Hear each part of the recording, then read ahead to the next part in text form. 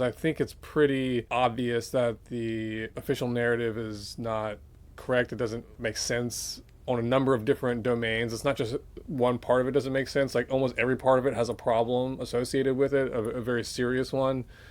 And there's also a lot of suspect activity that's around it, like the university paving over the whole area where the incident happened almost immediately after, thus making any further investigation of the crime scene impossible.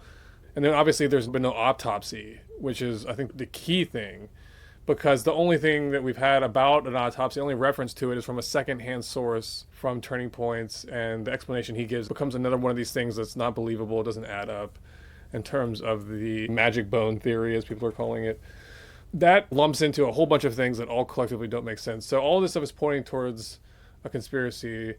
And I'm wondering if the purpose of the assassination was not necessarily single-minded or single-focused, but rather had a variety of dimensions that it's meant to activate.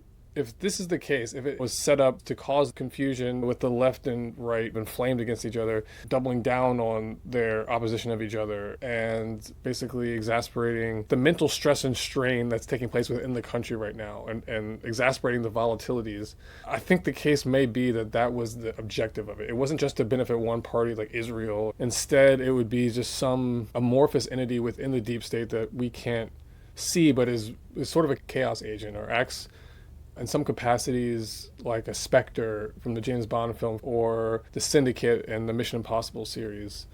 In other words, loosely related to intelligence but has its own agenda and is operating somewhat autonomously, but has a vested interest for some reason or another in the exasperation of the global system, bringing it towards a crisis point. And, there is, at this point in time, the activation of a number of radical groups who are in power who seem to be possessed by an archetype to bring about an Armageddon or to bring about an apocalypse. So could somebody with that kind of motivation be involved with the plots and conspiracies of the day to accomplish certain strategic ends, one of which may be civil war?